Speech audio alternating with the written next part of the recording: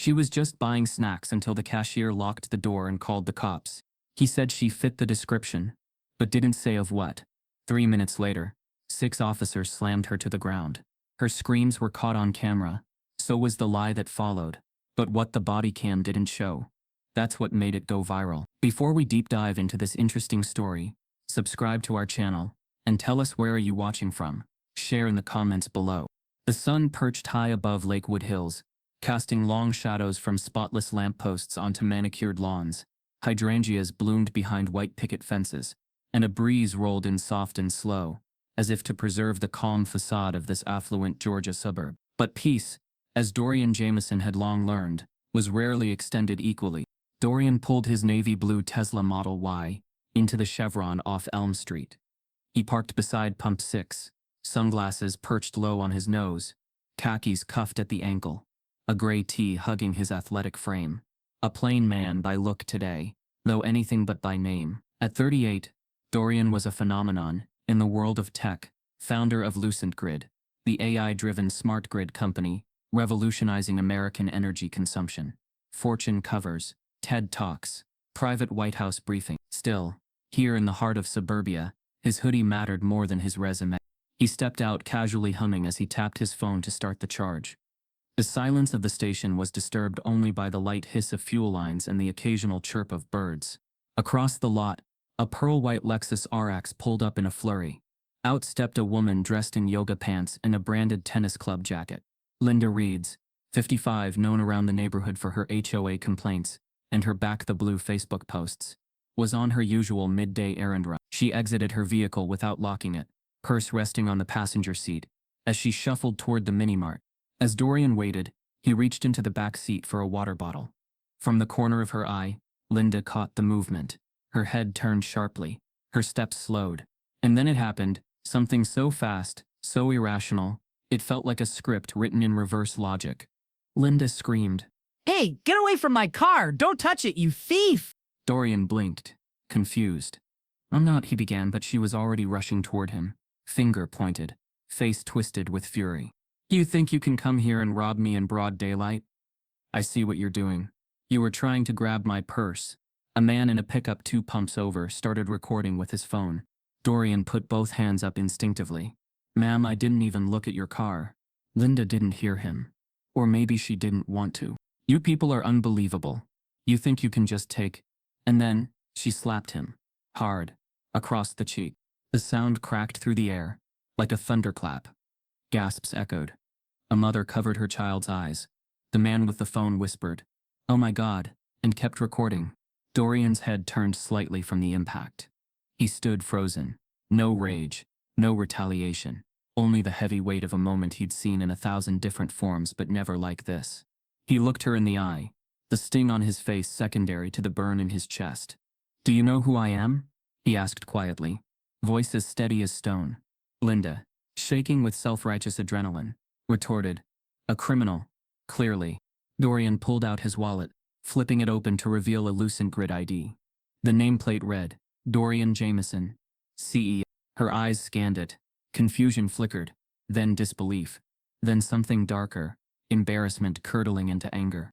"I don't care if you're the Pope," she snapped. "You were near my car." Dorian took a breath, not because he was angry. He was, but that wasn't new. But because he knew every black man in America had rehearsed this breath, the inhale of restraint, the pause of calculation. "I was getting water from my car," he said calmly. "Yours was unlocked. Your purse was visible. That's dangerous, but it's not my fault." People around them had gathered now. Phones up, eyes wide. Someone whispered his name. Isn't he that tech guy?" A young black woman approached, voice trembling with fury. "I saw everything. You hit him. He didn't even move toward your car." Linda turned to her. "Stay out of this." He was lurking. Dorian calmly took out his phone and called 911. His voice still calm, carried. "I'd like to report an assault," he said. "Yes. I'm at the Chevron on Elm. A woman slapped me unprovoked. I have witnesses." Linda's face drained. "You're calling the cops on me?" she asked, horrified. "Yes," he said. "Because I have every right to." The dispatcher stayed on the line as officers were dispatched. By the time they arrived, the crowd had grown. Several people handed over phone footage. One by one, voices contradicted Linda's account. "Sir, may we speak with you?" an officer asked. Dorian nodded. Of course. The conversation was quiet, formal. Linda, on the other hand, was growing frantic. "I'm the one who felt threatened. He was near my car. He's huge. He could—" "Ma'am," said a second officer, "please calm down. We've received multiple consistent statements contradicting your version." "I slapped him because I feared for my life," she shouted. "And did he touch you? Approach you? Threaten you?" the officer asked. She hesitated. "No, but, ma'am, we're going to need you to come with us for further questioning." The shift in energy was visible, from righteous to cornered in less than 5 minutes. As Linda was guided toward a squad car, her voice cracked. "You'll regret this. People like you always ruin everything." Dorian, standing still, folded his arms. His eyes met those of the bystanders. Some nodded at him, supportive. Others looked away. He turned to the officer. "I want to press charges." "Understood." A teenage boy in a hoodie came up to Dorian and whispered, "Thank you for not yelling, man. You kept your cool. That means something." Dorian nodded. But inside, the ache swelled. Not from the slap, from the exhausting necessity of grace. He got back into his car, hands trembling slightly. Not out of fear, but from how close it had come to being another headline: "Aggressive black man at gas station." That night, his phone lit up non-stop. The video had been posted to Twitter, then TikTok, then Instagram Reels. Slapgate, CEO, while black, lucent grid. Within hours, it had racked up over 12 million views. Some comments defended him, others mocked him, others still blamed him, insisting he must have done something to deserve it. He sat in his home office, reading through tweets when his assistant Malik called. "Boss, you need to see this," Malik said. He forwarded a clip from a cable news show. There sat Linda, now out on bail, in a pristine studio, her face tear-streaked, her voice trembling. "I was terrified. He came out of nowhere. I panicked. I didn't know who he was," she sobbed. "I just want people to know I was scared for my life." The anchor nodded solemnly, and in the lower third, the headline read, "White woman speaks after gas station assault." It was self-defense. As Dorian watched in stunned silence, his phone pinged again, a private message with an attachment. The subject line read, "Read this before they destroy you." The morning after the gas station incident, Dorian awoke to a barrage of notifications, pings and unread messages piling in by the second. He blinked at his phone in disbelief, the blue glow reflecting off his tired face. Video snippets of the slap had splintered across the internet like a broken mirror. Every platform Mevi feed, every news site looping that same 4-second moment. CEO, while black, Slapgate, gas station Karen, all trending, all explosive. Some of the videos showed the slap in raw, chilling silence. Others added dramatic soundtracks, captions like "Another day, another racist," or "When respectability isn't enough." TikTok creators reenacted the moment. Instagram influencers layered it into call-out montages. But alongside the support came something darker. "Twisted. Looks like someone forgot their place," read one tweet with over 30,000 likes. "Why would a tech CEO be pumping gas in the suburbs?"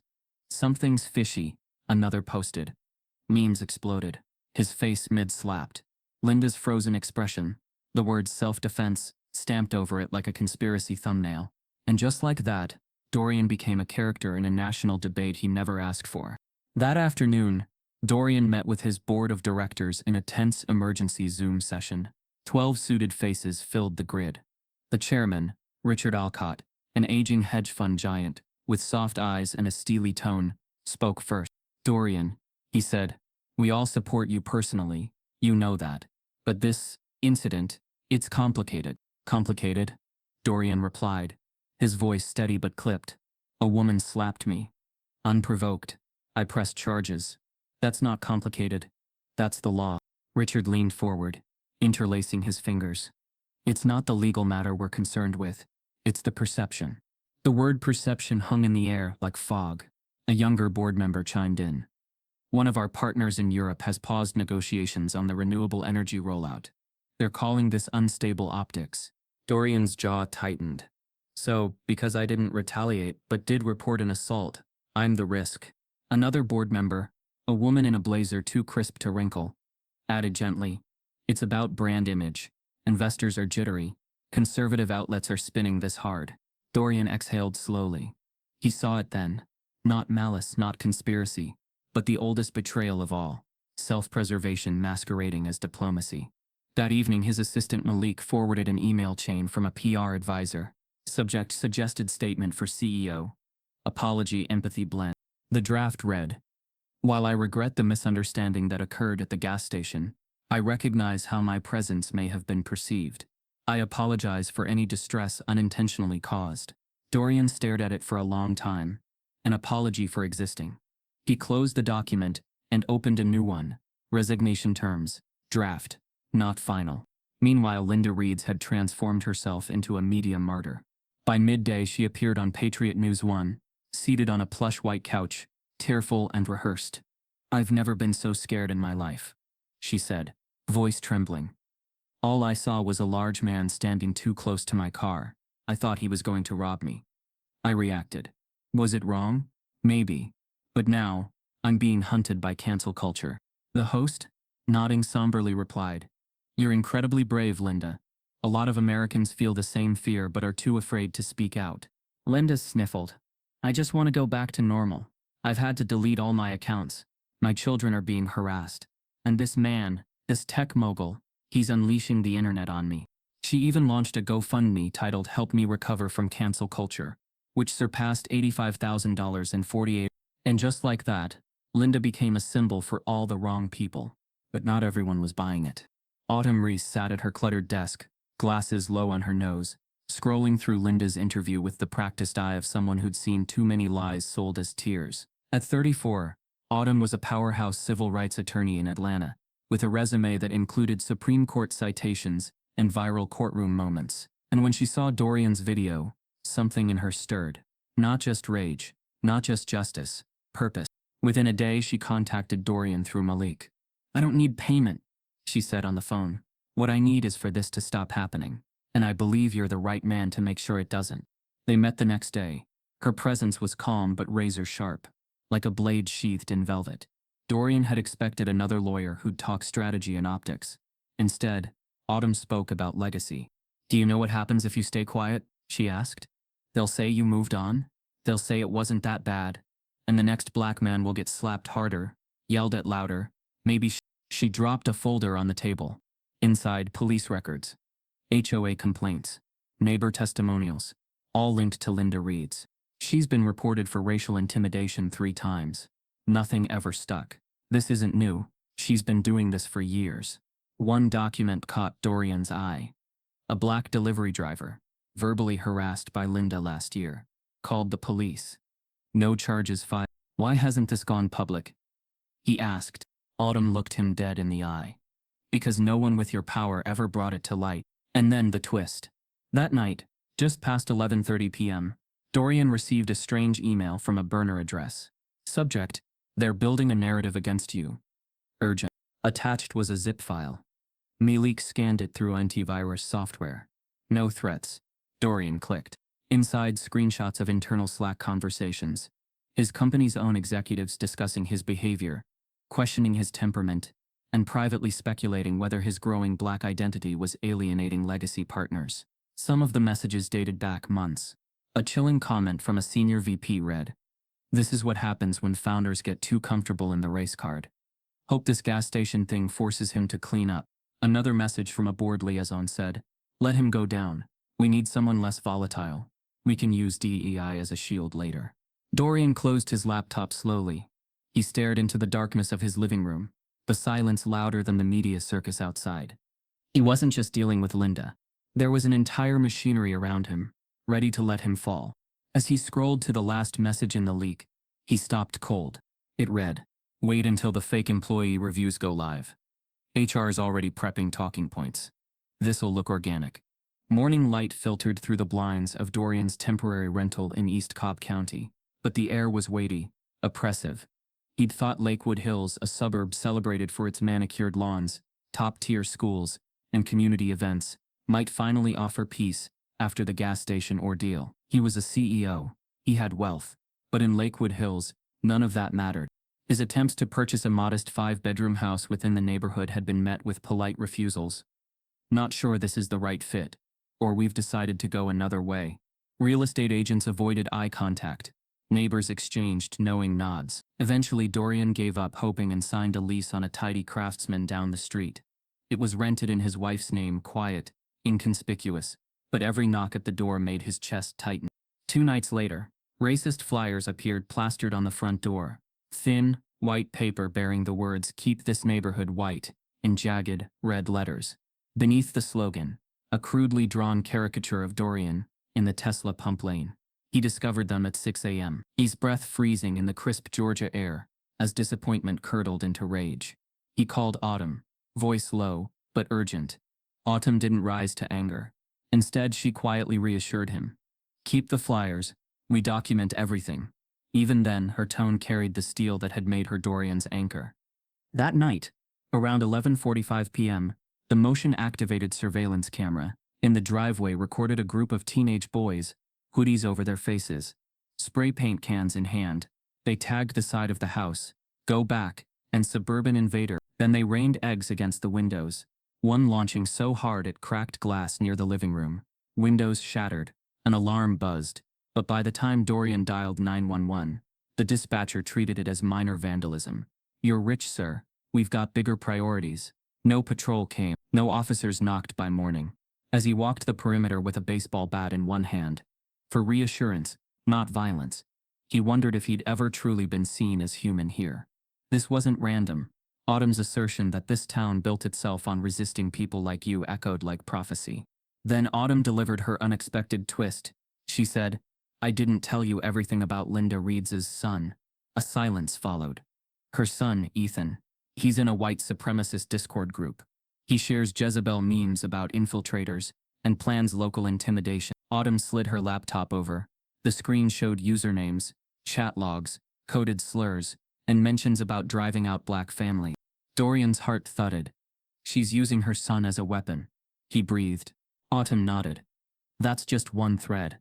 I've pulled more HOA group chats, neighborhood watch emails, private lunch clubs. This is a network that's been laying groundwork, whispering fear into the ear of this suburb for years." She tapped files, meeting minutes, emails sent to older residents. Warning: do not let the neighborhood change. One HOA packet explicitly apologized for non-traditional families moving in and encouraged residents to resist. Weeks passed.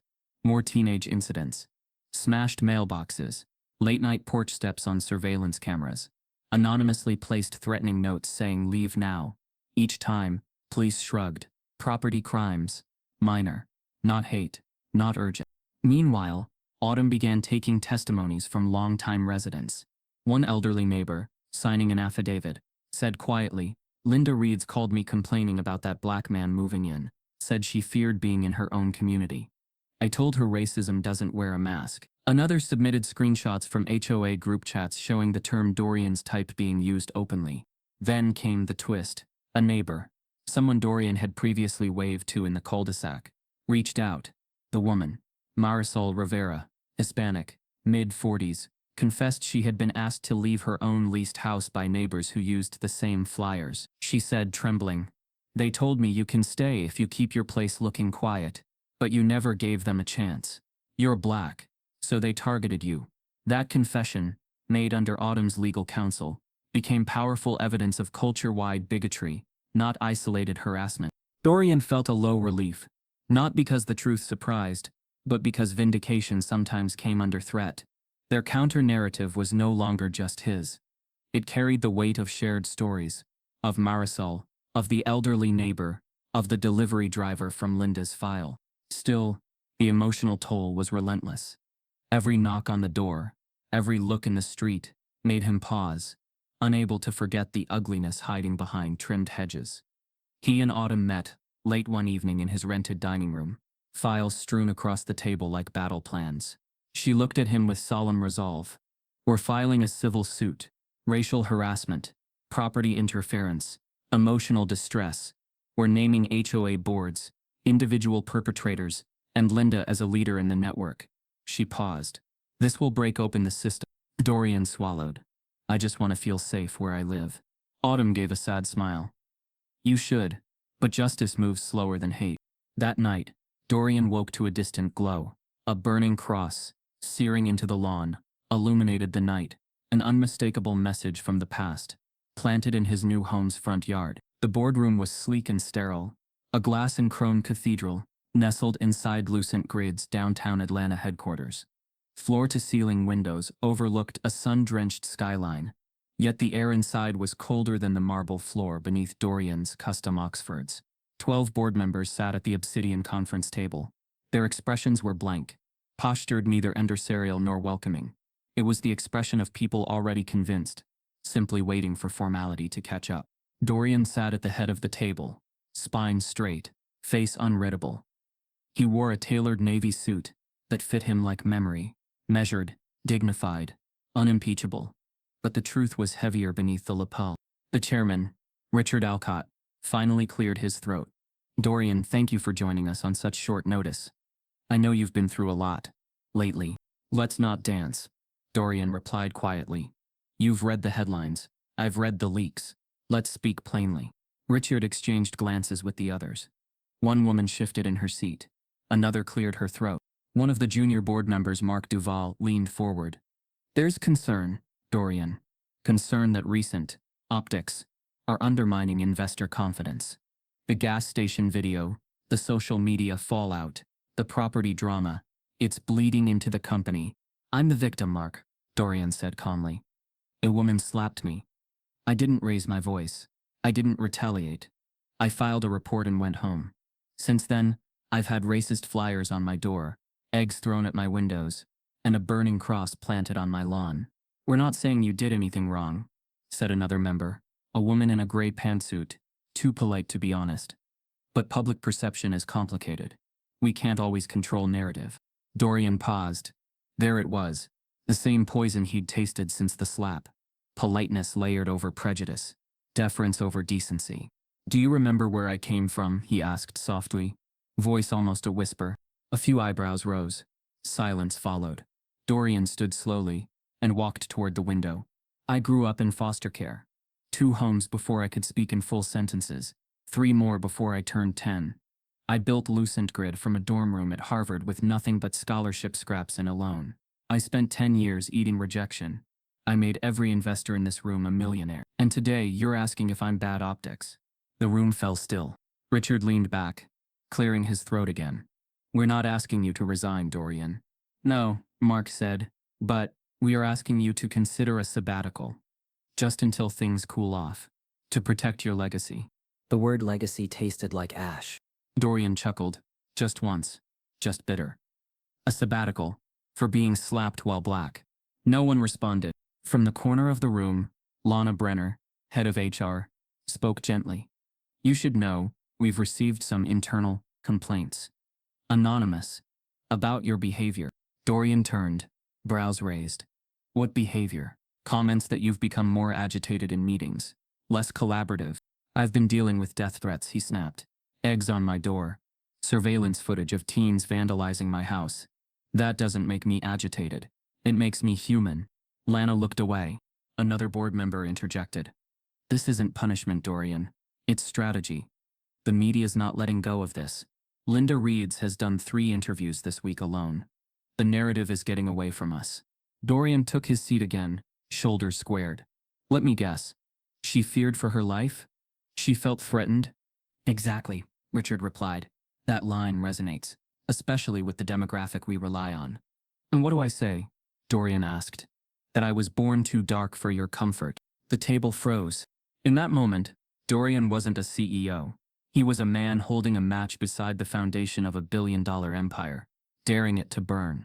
Richard sighed. We're scheduling an emergency shareholder vote. It's procedural. Pending results, we may restructure leadership temporarily. Dorian's heart sank. There it was. The cliff's edge. You mean remove me? We mean, adapt to the moment. He stared at them all. They'd shaken his hand when the company went public, raised glasses when their stock doubled, sent him holiday cards signed in cursive when he made Forbes's cover. Now they wanted distance. Because whiteness doesn't tolerate sustained discomfort, even when it's guilty. Flashbacks hit Dorian like waves. The first, 9-year-old Dorian staring through the window of his third foster home as a white couple told their social worker he was too angry. The second, a Harvard seminar where a professor mistook him for a janitor and told him, "You can't be in here." The third, his first venture pitch where a VC laughed and said, "Black folks don't scale tech." He'd endured every insult, turned every scar into a step. Now the very board he built from those ashes was asking him to disappear. That night, Dorian sat alone in his corner office. The skyline shimmered, his face reflected in the glass, looked tired, older than the man who launched Lucent Grid 15 years ago. Autumn called. "They're voting?" she asked, her voice tight. "They are." She was quiet for a long moment. Then, "You know, there's a reason they're scared." Dorian raised an eyebrow. "Because they think I'll bring the company down?" "No. Because they know if you stay, you'll expose all of it. The rot beneath their clean hands. You staying isn't just survival, it's rebellion." He exhaled. "They want me to take a sabbatical." "Don't," she said immediately. "Because if you sit down now, they'll say you agreed, that you knew you were the problem." Dorian looked out over the city. Then he turned back to his desk and pulled out a pen. He didn't write a resignation letter. He wrote a statement. One meant for the public. One that would make comfort impossible. The next morning, before he could release the statement, Malik rushed into his office, pale-faced. "Sir," he said breathlessly, "someone's leaked internal financial records, and they're blaming you." Dorian didn't want to drive. Didn't want to be seen in another Tesla, or walk through another boardroom, pretending poise was power. So he took the back roads to the old part of town where time moved slower, where the air still smelled like wet brick and jasmine after it rained. He knocked once. The door opened almost instantly. Dorian, Raya Jameson, younger by 6 years but infinitely wiser in heart, stepped back to let him in. A tenured sociology professor at Spelman College, Raya had never believed in silence. Not in protests, not in life, and not in trauma. Her hair was pulled into a high puff, face fresh, glasses perched just so. Even in her cardigan and jeans, she radiated the confidence of someone who had studied oppression until it trembled before her. "I had to see you," he said. She nodded without asking why.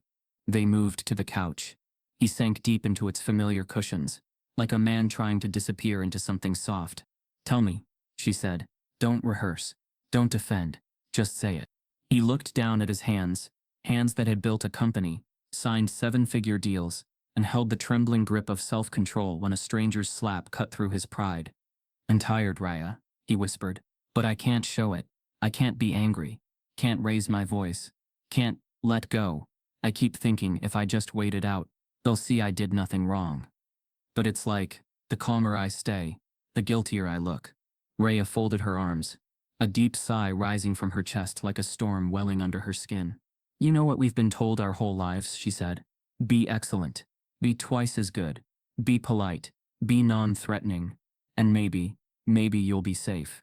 But that calm, that respectable image, it's a cage with gold bars. And even when you follow all the rules, they'll find a way to make your stillness suspicious." Dorian didn't reply. He just stared forward. Raya continued, voice growing sharp with truth. "Do you know how many black men died calm? Dorian. Tamir was calm. Elijah was calm. Eric was calm. And even when you live, they tell you your calm was manipulation. Your rage was aggression. And your silence becomes guilt." He felt her words settle in the hollow of his chest like stones. She leaned in. "They're not afraid of your temper. They're afraid of your truth, your story. That's why they're scrambling to erase it. You didn't just survive, Linda. You embarrassed the lie she lives inside." Dorian exhaled. It wasn't relief. It was reckoning. "But if I speak now," he said, "if I fight back publicly, it could ruin me, my company, everything I've built." Raya reached across and took his hand. "Then ask yourself this. What's worth more, your company's reputation, or your soul's peace?" The next day, Dorian sat in his office, blinds drawn, mind whirring. His lawyer, Gerald Whitlock, called in, voice steady as granite. "You've got to move if you want it," Gerald said. "We could file a countersuit. Defamation, emotional distress, weaponized falsehoods. Linda's statements on national TV are full of contradictions." "And if I do?" Dorian asked. Gerald paused. "It'll ignite things. You'll be dragged through every cable channel. Podcast blog. Your board will panic. Investors will scream. And Linda's team, they'll come for you with everything they've got. It'll be war. Dorian stared out the window, the Atlanta skyline blurred by his breath against the glass. I didn't want war, he said. I wanted truth. Then you better decide soon, Gerald warned. Because they're not waiting. That afternoon, it happened. The email came like a dagger dressed in silk. Subject, legal notification. Reeds v. Jameson. Linda Reeds was suing him. For defamation. For emotional trauma. For PTSD stemming from the gas station incident. The language in the claim was acid. Mr. Jameson's status and influence have been weaponized to publicly humiliate and psychologically terrorize a private citizen, resulting in irreversible harm. Dorian's blood ran cold. His breath shortened. She's flipping it, he murmured. She's turning herself into the victim. Malik entered. Phone in hand. Boss, it's trending. Indeed, Twitter was on fire. White woman sues black CEO. PTSD. Or PR. Cancel culture victim. A new narrative was rising. And it was vicious. That Dorian was using his influence to crush a helpless white woman. Commentators leaned into false equivalence. Some even called him vindictive. A threat reverse racist. One headline blared, "The bully in a suit. When tech titans go too far." Autumn called within the hour. We expected backlash, she said calmly. But this is precision. Dorian sat at his desk, the lawsuit in front of him, still unread. They want to drain me, he said. Emotionally. Financially. They want me to break. Autumn didn't argue. But then she added, and that's why you won't. Later that night, a knock at Dorian's door revealed a stranger in a hoodie. He handed over an envelope with no return address. Inside, Polaroid photos, grainy but clear. One of Linda and two men in a diner booth. The caption scrawled in pen. She rehearsed the whole thing. The courtroom was colder than expected. Not in temperature but in tone. It hummed with silent judgment. Pollock shoes tapping against marble floors. Hushed murmurs sliding beneath the grandeur of its oak panels. Every camera in the back buzzed quietly.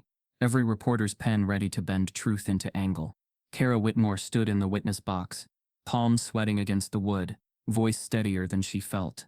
At 27, she'd never imagined she'd be here, thrust into a racial firestorm she didn't ignite, holding the match that could burn down a lie or torch her life along with it. Autumn stood before her, poised, calm. Kara, she began, can you walk us through what you witnessed on the day of the incident at the gas station? Kara glanced toward the gallery. Dorian sat near the front, eyes locked on hers, not with desperation, but something deeper. Trust. She swallowed hard. I was parked one row back, Kara said, waiting to go inside. I saw Ms. Reeds get out of her Lexus. She looked at Mr. Jameson's car for a long time. Then she walked back toward him, not fast, not scared. Just like she was gearing up to say something. And did she say something? Kara nodded. She accused him of stealing, loudly. He didn't move. He just looked confused. He tried to talk. Then she slapped him, full across the face. I heard it from my car. A murmur rippled through the courtroom. A few jurors shifted in their seats. Autumn continued. Did you hear Mr. Jameson raise his voice? No, not once. Did he touch her? Threaten her? No. He stood still, calm. That's what scared me the most. Autumn nodded, then paused. Why didn't you come forward sooner? Kara's breath hitched. Her voice cracked. I teach second grade. In a small district. In a mostly white community. I've seen what happens to people who go against the grain. I was scared. Not of Mr. Jameson, but of what speaking out might cost me. Her voice grew stronger, conviction rising. But then I saw her on TV. Lying. Crying on cue. Making herself a victim. And I realized I was complicit. Every time I stayed quiet, I helped her. Outside the courtroom, the air buzzed. News trucks lined the streets. Twitter lit up with a new hashtag. Witnessed, she spoke up. Gas station truth. And for the first time, the narrative began to wobble. Anchor desks stopped leaning solely into Linda's trauma. Late-night hosts showed the full footage. A few brave journalists published op-eds titled What If Dorian Was Always Telling the Truth? But even as light cracked the wall of silence, shadows surged. Within days, Kara's personal life became public property. Her phone number was leaked. Her social media flooded with hate. White traitor. Your ancestors are ashamed. Protecting thugs won't save you.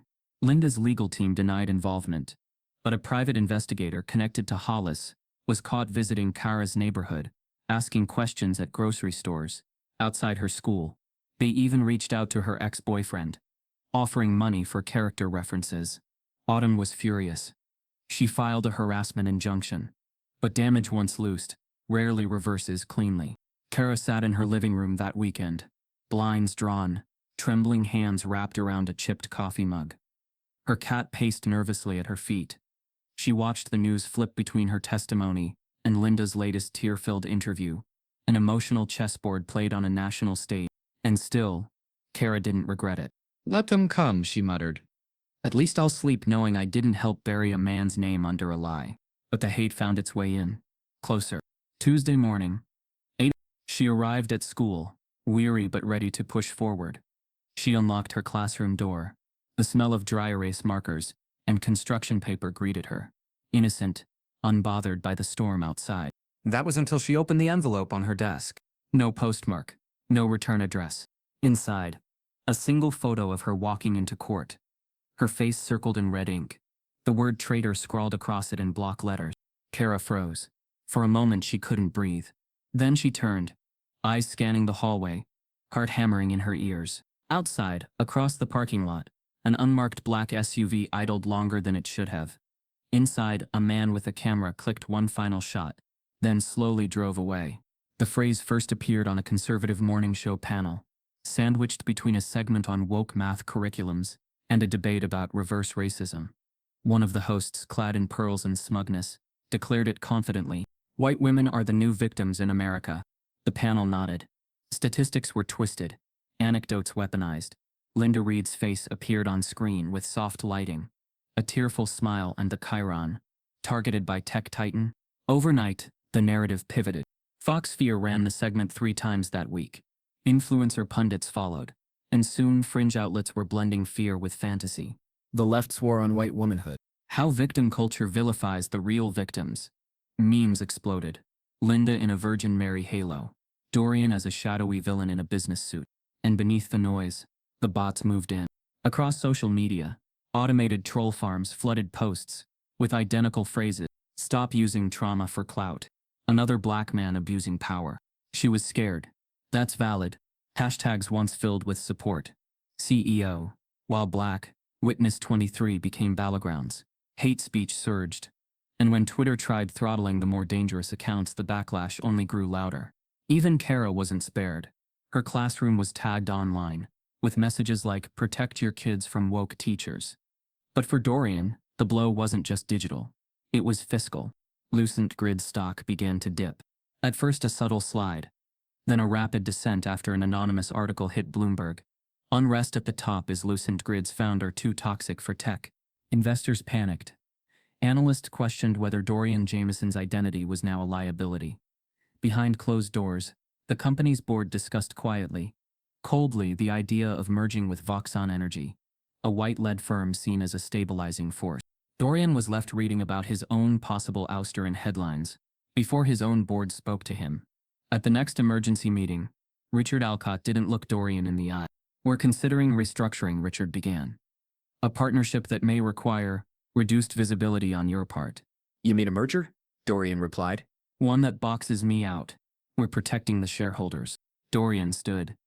From me, the silence was confirmation enough. Back in court, Autumn sharpened her voice into a scalpel. The room sat still as she delivered a closing argument that vibrated with pain and precision. "Racism doesn't always wear a hood," she began, her voice cutting through the courtroom like glass. "Sometimes it wears pearls. It cries on cue. It calls the police not with panic, but with calculation." She turned toward the jury. "Linda Reeds isn't afraid. She's entitled." She weaponized centuries of America's worst instinct, the one that believes a black man standing still is a threat, and a white woman's fear is gospel. Gasps echoed from the gallery. Autumn pressed on. She assaulted Mr. Jameson, and when she was caught, she spun herself into the perfect victim, because she knew the world would rather believe a trembling white voice than a composed black truth. Autumn's final words pierced the room. This case isn't about a slap, it's about the slap we all pretend never lands. The one against dignity, against peace, against black presence in places white fear doesn't want it. The courtroom sat stunned. But the fire she ignited was doused seconds later. Hollis, Linda's lawyer, rose slowly. Your Honor, the defense would like to introduce newly surfaced footage, he said. A different angle of the incident, provided by a concerned citizen. Autumn's brows furrowed. Objection. This wasn't disclosed during discovery. The judge allowed it for review. The footage played. This video, edited and spliced, showed Linda speaking with her hands up, while Dorian stepped forward. The audio was blurred. The slap was missing. It painted a new illusion. A confrontation, not an assault. Linda, in court, wept on cue. I thought he was going to hit me, she whispered. Autumn turned to Dorian slowly, eyes wide. They doctored it, she whispered. And unless we prove it fast, that lie's about to become law. The lie might have stuck, if not for the leak. At 2:17 a.m., Autumn's phone buzzed violently, waking her from a rare few hours of sleep. An encrypted email glowed on her screen. The sender? Code for justice. No subject line. Just a message body with 3 words. For Jameson. Now. Attached was a zip file. She called Malik first, who woke Dorian. They sat together in his home office as the folder opened, slowly, terrifyingly. Inside, chat logs, dozens, hundreds, years of messages. A white supremacist Discord server. Our sober pure rules, frequented by Ethan Reeds and several other teens in Lakewood Hills. The usernames were juvenile, but the content was anything but.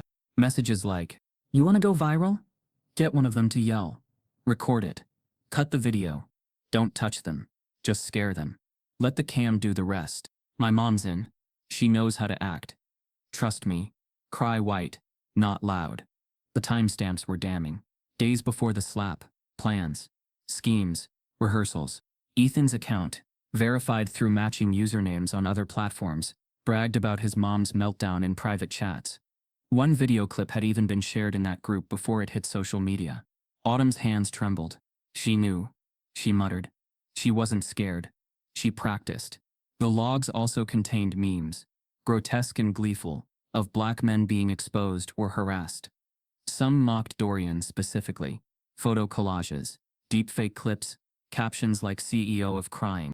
They compiled everything into a digital affidavit and sent it to a journalist Autumn trusted at The Atlantic. The article dropped within 36 hours. Headline: The digital playbook behind America's most watched slap. The story unraveled like wildfire, backed by screenshots, cyber experts, and anonymous source confirmation. Suddenly, the media whiplashed. NBC led with, was it staged? New evidence suggests gas station assault was premeditated. Cable panels, that once coddled Linda, now demanded investigations. How deep does this go? Became the question du jour. Dorian watched the coverage quietly from his office, Malik and Autumn nearby. For once there was no rage in his expression. Just fatigue and relief flickering beneath it. You think this'll matter to the jury? He asked. Autumn nodded. It doesn't just flip the story, it proves motive, malice. But will it matter to the world? Dorian asked. The ones who already decided I was guilty. Malik answered. They're watching again. That's a start. The tide had turned. But not without backlash. Linda's attorney Hollis refused comment. Ethan deleted his accounts. Kara, too, issued a public statement. This leak shows exactly why I spoke up. Silence isn't neutral, it's consent. Lucent Grid stock stabilized. Shareholders paused the merger vote. Investors who once pushed Dorian aside now asked for closed-door meetings, offering apologies wrapped in equity terms. And still Autumn pressed forward. She requested the chat logs be admitted into court as evidence of coordinated defamation and racial provocation. The judge, wary but cornered by public attention, agreed. Then came the letter, delivered by hand to Dorian's office. Heavy seal. Official script. U.S. House of Representatives. Committee on Technology and Civil Liberties. RIA invitation to testify before Congress on technology, AI and racial profiling. Autumn read the letter twice before speaking. They want you in D.C. next week. Dorian stood, letter in hand, eyes distant. I spent half my life building tech they said would help the world, he said quietly. And now I have to prove to Congress that it's not being used to ruin lives like mine. As he stared out the window, Dorian's phone lit up again. An anonymous message. Congress won't save you. We're just getting started. Dorian stood before the towering columns of the U.S. House Committee, hearing room in Washington, D.C., his reflection merging with the marble behind him. The packed chamber fell silent as he made his way to the lectern. Cameras clicked. Reporters leaned forward. The air bristled with anticipation. Not for a prepared statement, but for what truth looked like stripped away from spin. He began with gratitude, thanking committee leaders, and acknowledging Autumn Reese. His voice was steady, calibrated, but beneath it lay emotions he had held for too long. He spoke of the gas station incident, only to set context. Then he diverged, slowly building. I did not think I would spend my life defending myself from truths I lived daily, he said. But here I am, standing in front of you not as the founder of Lucent Grid, but as a man who has baffled America. A murmur grew behind him. He paused, scanning faces. Not aides, not media, real people. I've given speeches about innovation, about renewable energy. Today I speak about the cost of being black in America, regardless of wealth. He described the first time he was followed in a grocery store by a white couple. How the woman, looking up from her phone, stiffened as he walked past. He shared the humiliation of being handcuffed in traffic for not making eye contact, only to be released after a neighbor implored silently for mercy.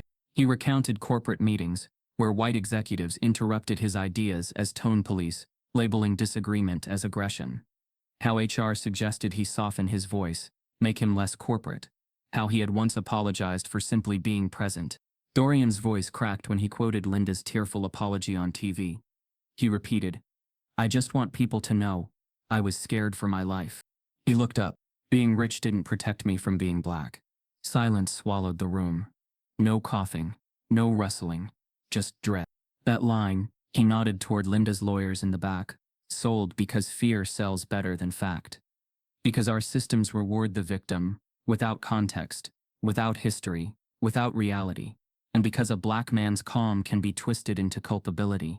He closed his eyes briefly, then opened them. I do not speak because I seek sympathy. I speak because silence is no longer safe. Not for me, not for the boy who will learn my name in history books, not for the hundreds of families told they don't belong here. Sides of the chamber shifted. Congress members nodded. Others leaned forward. A representative began the watershed moment. Mr. Jameson's testimony is powerful. We are prepared to open debate on expanding federal hate crime classifications to include threat-based assaults regardless of physical harm, particularly in cases of racialized intimidation. But an opposing congressman rose, firm. We must tread carefully. Are we lawmaking based on a CEO's lived experience, or subjective feelings amplified by media? Dorian's jaw tightened. Opposition rose on both sides, echoing risk to business, threat to social cohesion. The debate became tense. Backstage, Dorian and Autumn regrouped. Autumn handed him two envelopes, one labeled Amendment Draft A, the other Amendment Draft B. Both outlined legislative language expanding hate crime protections to include emotional and reputational damages in race-based incidents. This is real, she whispered. They're drafting bipartisan support. Dorian exhaled. They're hearing. There was surprise twist. Late in the appointed hour, when a tech CEO he had once competed against, Felicia Azoro, appeared in person, surprising the committee with testimony of her own. She supported Dorian's request, stating that racial profiling in tech leadership stifled innovation and discouraged black founders. Her addition drove momentum. The room shifted from cautious to urgent. By the hearing's conclusion, headlines were already swirling. Black CEO's emotional truth reshapes hate crime debate. Congress considers expanding hate crimes. Psychic harm meets legal reform. That evening, Dorian sat in a hushed hotel room overlooking the Capitol's reflection on the Potomac. His phone lit up. Messages from civil rights groups, law students, even CEOs saying they were inspired. Then came Autumn's text. They offered a settlement. He stared. In court next day, the offer landed as a shockwave. Linda's legal team laid out terms. Drop all civil suits. Never speak publicly about the incident again. Withdraw public statements. Non-disparagement clause. Or face financial penalties. The price? A confidential settlement. Size undisclosed. Autumn looked at him, concern etched in every line. They want your silence. In exchange, they let her narrative stand unchallenged. Dorian stared at the screen, where the letter glowed. He thought of Kara, on edge after her threats. He thought of the burning flyers, the black SUV outside her school. He thought of the racist HOA logs, and how Linda's son plotted. He thought of the cross in his front yard, and he thought of Autumn's words. If you sit down now, they'll say you agreed. He opened a new desktop document. Just 3 words. I refuse. Public. Autumn leaned forward. You're sure? Dorian exhaled. My voice is no longer safe, but my silence would cost more. As he hit send on his refusal, his phone pinged again. A direct message from Linda's anonymous legal advisor read, Careful. Not every witness is real. Dorian didn't just decline the settlement. He did it publicly. A single-line tweet, posted at 8:05 a.m.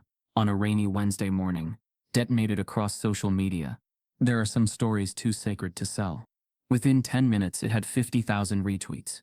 By noon, it was quoted on every news channel. And by evening, Dorian Jameson wasn't just the man who said no to silence. He was becoming the movement he once hesitated to lead. That same night, Dorian announced the launch of a new nonprofit, the Lucent Equity Initiative, a foundation dedicated to dismantling racial bias in technology, hiring, and digital platforms. Not a side project, not a PR move, a full-fledged, independently funded machine, designed to disrupt. But that was only the start. Inspired by the tech world's obsession with fast branding, Dorian's team unveiled Slapback, a viral campaign inviting Black Americans and allies to share stories of microaggressions, racial profiling, and quiet bias. The campaign was raw, unfiltered. A black barista being told, "You speak so well." A Haitian nurse asked, "Are you legal?"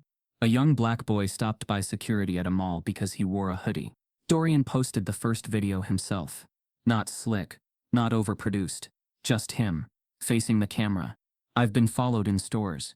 I've been questioned in meetings. And I've been slapped in public. But the worst thing I ever did was believe my calm was protection. The clip went viral.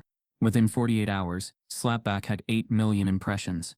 People weren't just telling stories, they were reclaiming them. The narrative was shifting, not through courtrooms or cable panels, but through community. Behind the movement, Autumn worked quietly, but strategically. The digital evidence unearthed from Ethan Reed's Discord group was now under formal review.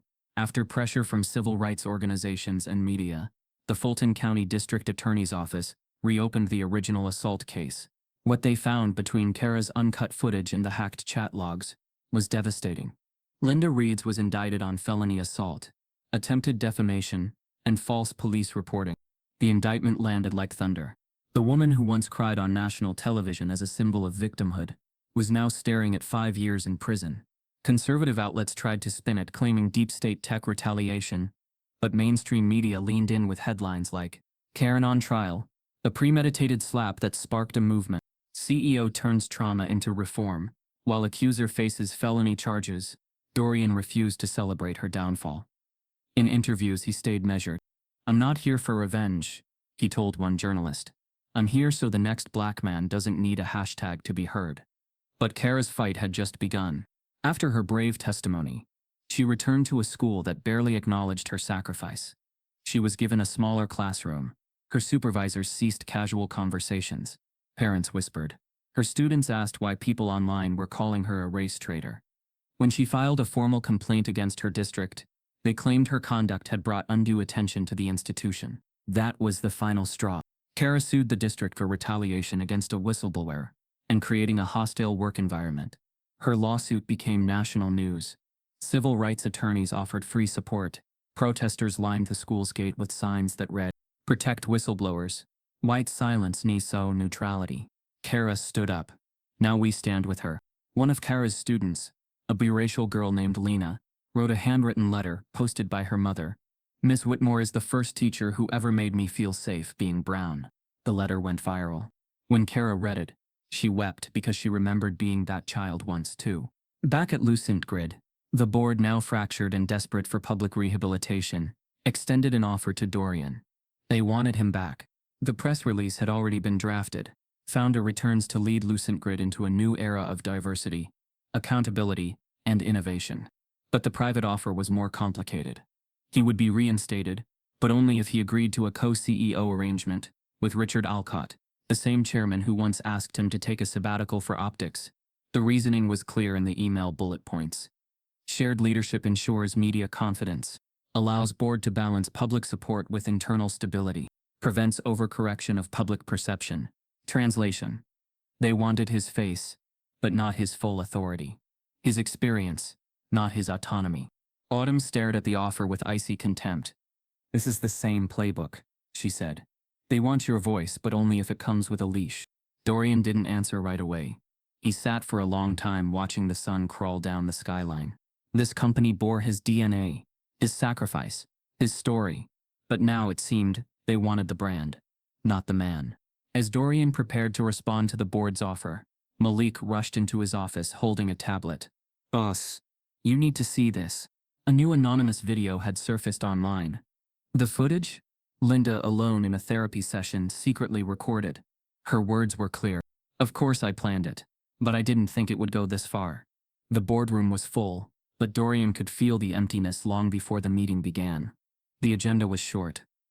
The tone measured, polished. He walked in dressed not for war but for clarity. A charcoal suit, a black tie, eyes sharp and unblinking. Richard Alcott stood at the head of the table, hands clasped, as though preparing for a eulogy. Dorian, Richard began, the name rolling from his lips like something fragile. We want to commend your grace through this ordeal. Your resilience has not gone unnoticed. Dorian didn't sit. I read the offer, he said flatly. Let's skip the ceremony. The air tightened. A younger board member, arms folded nervously, added, we believe a shared CEO model reflects modern leadership.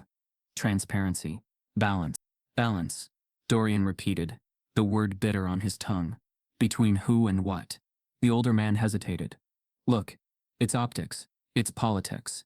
We need to show the market we're inclusive, but also stable.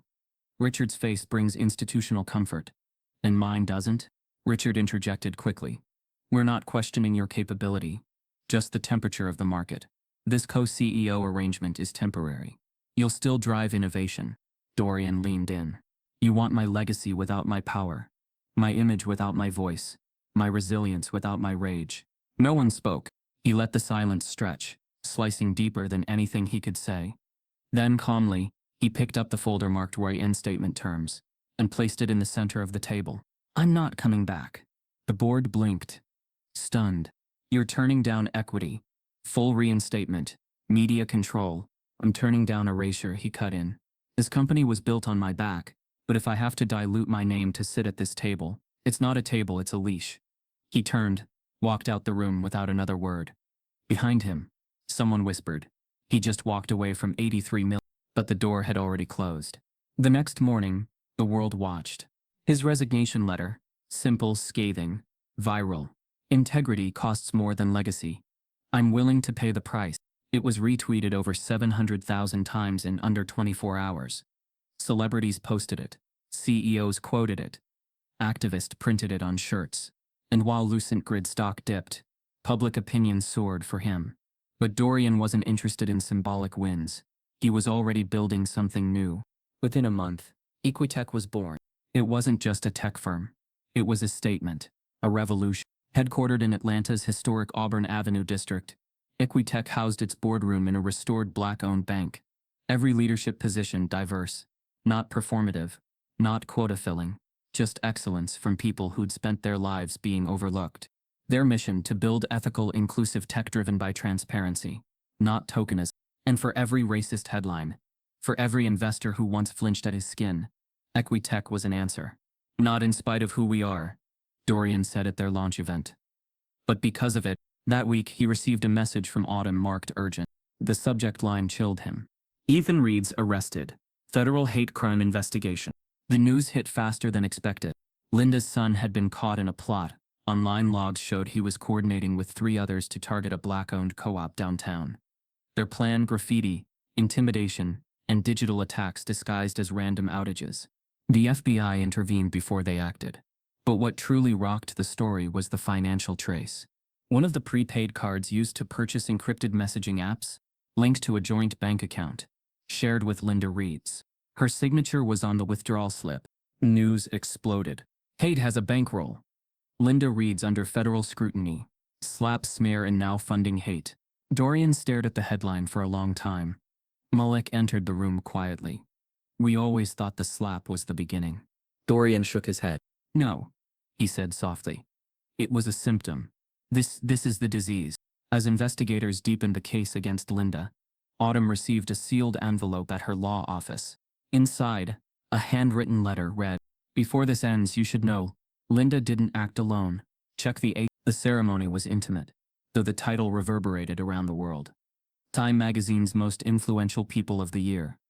Dorian didn't ask for it. He hadn't done this for applause, but as he stood in the spotlight, camera shutters flashing like lightning strikes, he allowed the moment to stretch, if only for one breath. The framed cover behind him bore his face, stoic, head slightly turned, the caption reading, "Dorian Jameson, the architect of accountability." In the crowd, Autumn sat beside Raya, both women dressed in quiet power. Kara was further back, surrounded by educators. The moment was less about recognition and more about permanence. But even there, Dorian felt the echo of footsteps that had walked before him.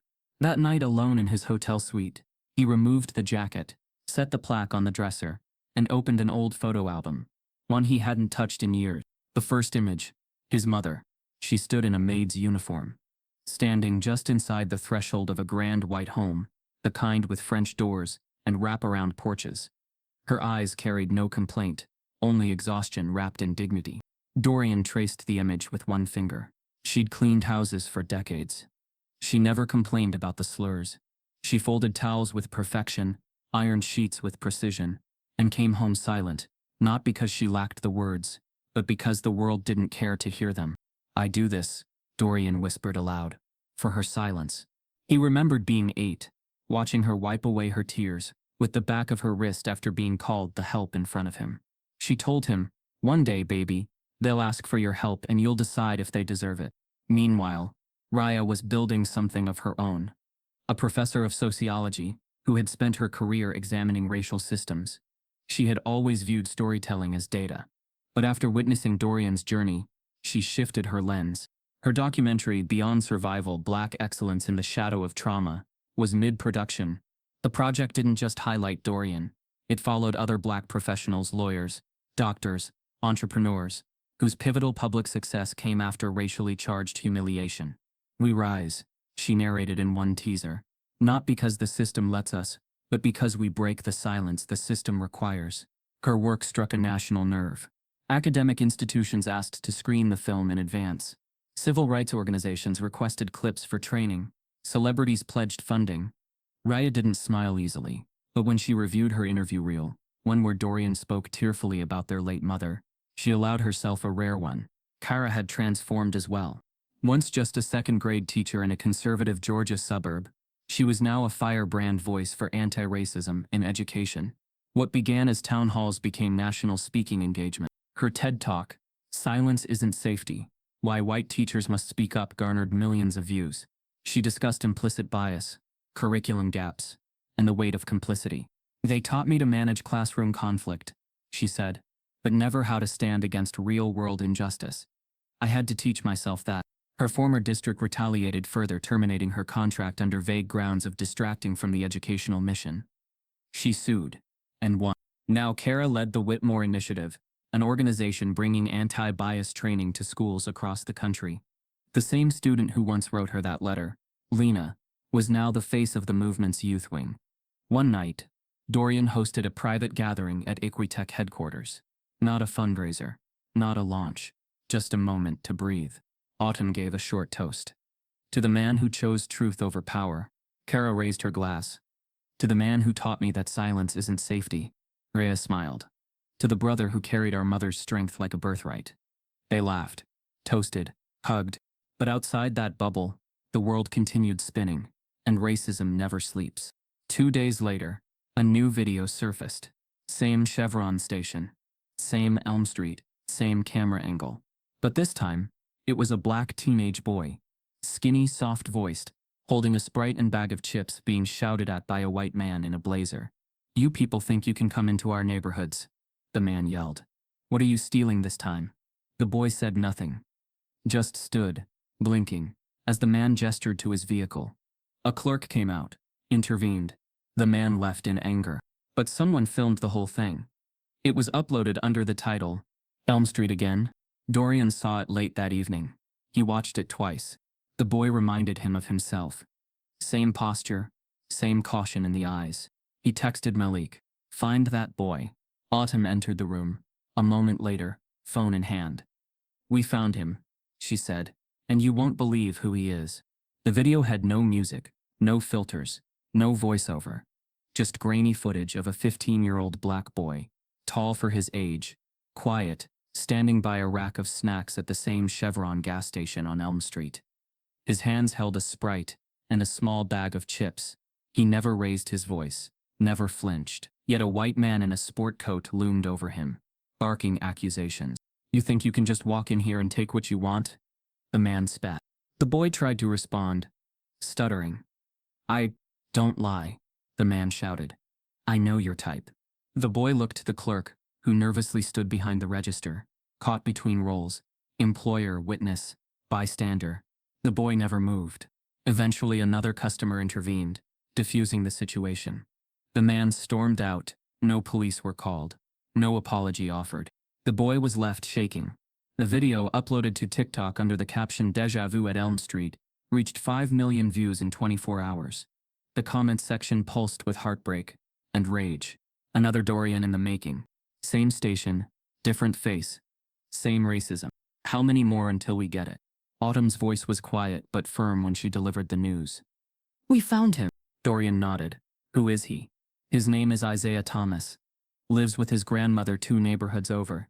No record. Straight A student. Wants to be an engineer." And she paused, handing Dorian a printout. "He wrote this for school last year. The title, 'The Man I Admire, Dorian Jameson.'" Dorian read the first paragraph twice. Isaiah had written about the gas station slap, the court case, the speech in Congress. He'd drawn strength from Dorian's restraint, from his refusal to disappear.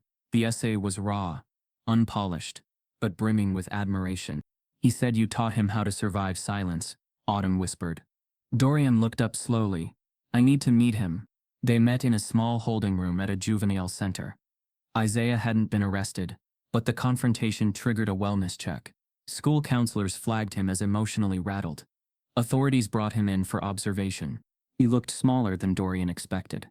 Shoulders curled in, eyes down, voice barely above a whisper. "I didn't steal," Isaiah said quickly when Dorian entered. I bought the chips. I swear." "I know," Dorian replied. "I saw the video." Isaiah lifted his head, surprised. "You saw it?" Dorian pulled the folded essay from his coat. "And I read this." Isaiah's hands trembled. "You did?" "You did more than write," Dorian said. "You reminded me why I fought." Isaiah blinked rapidly. "I wanted to be like you. I thought, if I stayed calm they'd leave me alone." Dorian exhaled. "That's the lie they feed us. That if we're quiet enough, patient enough, exceptional enough, they'll stop seeing us as threats. But what they fear isn't our volume, it's our presence." Isaiah nodded slowly, absorbing every word. Dorian reached into his pocket and pulled out a business card. "How'd you like to be the first official Equitech intern?" Isaiah looked stunned. "Really?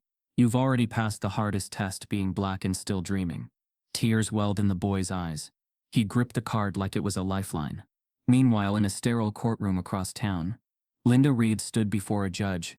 She wore a pale blue cardigan, her hair pinned in a careful bun. Gone were the tears, the pearl-clutching expressions. This was strategy now. Her lawyers argued for leniency, citing age, trauma, misjudgment clouded by societal pressure. But the court wasn't swayed. The judge listed the charges: felony assault, conspiracy to provoke harm, obstruction via misinformation. The sentence: 6 months of house arrest, mandatory racial bias rehabilitation, and community service with a diversity literacy nonprofit. Outside the courthouse, Autumn stood with Kara and Raya. "She gets to stay in her mansion," Kara muttered. "After all of that?" "Not forever," Autumn said. "But now she's trapped.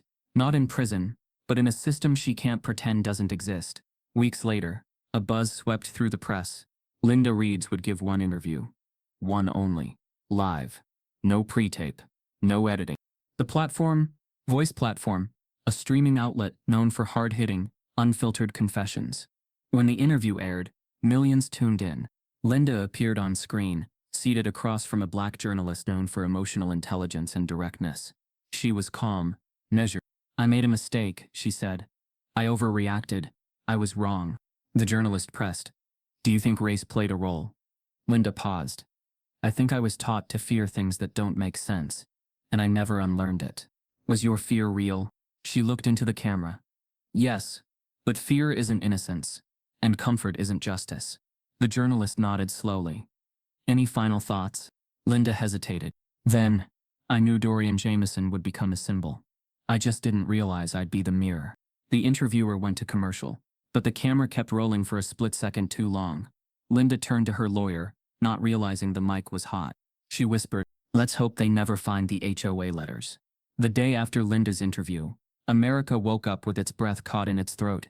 Clips flooded every social media feed, morning show and group chat, not because of the tears, those were expected, but because of the moment she finally said it. The line played on loop, dissected by pundits, memeified by teens, and whispered in late-night living rooms. "I lied. Out of fear. Out of pride. Out of what I was taught." Linda Reeds had sat under soft lighting, dressed in her pale blue cardigan, and broken character on live television. "I didn't see a threat," she said. "I saw someone who made me feel exposed, like everything I'd been told about safety, about superiority, was unraveling, and I panicked. But it wasn't panic, it was prejudice." The host leaned in gently, barely whispering, "Where did that come from?" Linda didn't flinch. "My father. He was never overt.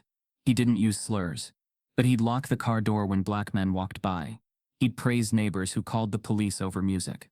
He'd say things like, 'You just never know with them.' I didn't question it. Because no one ever made me. Not school, not church, not work." She looked into the camera. "And when I saw Dorian, I wasn't afraid of him. I was afraid that everything I'd accepted without question was about to be revealed." It was not a soundbite. It was a slow-motion implosion. Some called it courage, others called it manipulation. The internet fractured instantly. One side, finally accountability. The other, too little, too late. Now she's performing guilt. Somewhere in the middle. Can it be both? But Dorian didn't speak. Not immediately. Not on Twitter. Not through autumn. He watched in silence as a woman who once spat venom, now sought absolution through confession. It was Malik who broke the stillness. He stepped into Dorian's office with his usual mix of energy and restraint, holding his phone like it might explode. "She gave us the truth, boss. And the country's split down the middle." Dorian didn't look away from the screen. "I'm not sure truth is what they want," he said quietly. "I think they just want a moment they can feel something about. Then move on." "You're not wrong," Malik replied. "But what if this one sticks?" Dorian stood, walking slowly to the window. He stared out over Atlanta's skyline, remembering how close he came to losing everything for staying calm. He turned back. "It won't stick because of her. It'll stick because of what we do next." 2 days later, he released a short video. Just his voice. No music. No edit cuts. He spoke slowly but firmly. Linda Reeds confessed. She lied. She fed a system she didn't create, but chose not to challenge. That matters. But what we do next matters more. A pause. "We're not here for revenge. We're here for repair." He detailed a new initiative, the Equity Repair Fund, a program within Equitech, dedicated to funding civil legal defense for those wrongfully profiled, offering bias training in communities with histories of racial complaints, and amplifying stories that often ended before they were ever told. He ended with a nod to the youth. "And for every Isaiah out there watching, wondering, waiting, I promise you don't have to be silent to survive." The video clocked 4 minutes. It reached 30 million views. The following week, Dorian was invited back to Congress. Not for testimony, but to introduce a new bill, co-authored with Rep. Ayanna Bellows, the Tech Equity Access and Accountability Act. Its goals were simple. Require platforms to disclose moderation algorithms and racial data impacts. Mandate bias audits in AI decision-making tools. Fund scholarships for Black and Latinx youth entering STEM. And it was co-sponsored by leaders from both sides of the aisle. When he arrived at the Capitol steps, Isaiah walked beside him, newly named Equitech's Youth Ethics Ambassador. Dorian held his shoulder. The boy smiled nervously. "You good?" Dorian asked. I'm good, Isaiah replied. Just breathing through it. You're allowed to breathe, Dorian said. You've earned that. Inside the chamber, Dorian stood again. Same place, different season. This bill isn't about looking back, he said. It's about building a world where our silence isn't mandatory for safety, where our presence isn't misread as threat, and where truth isn't treated as rebellion. He paused. I was called powerful once. But no power matters if the moment you use it, you're punished for it. The room was quiet. Isaiah sat in the gallery, eyes wide. Linda's interview played in his head. I saw someone who made me feel exposed. He whispered to himself, they should feel exposed. After the session, cameras swarmed. Reporters shouted questions. But it was the final moment, back in the studio where Linda had confessed, that the story found its full circle. The host, same poised journalist, returned to camera, her expression unreadable. The screen behind her split in two. On one side, Linda's confession. On the other, Dorian and Isaiah, walking into Congress. She looked straight into the lens, and then asked the only question that mattered. How many more slaps before we listen? No one should have to prove their worth just to survive a trip to the store. No one should be silenced, erased or slammed to the ground for simply existing. If you've ever felt the weight of being judged before being heard,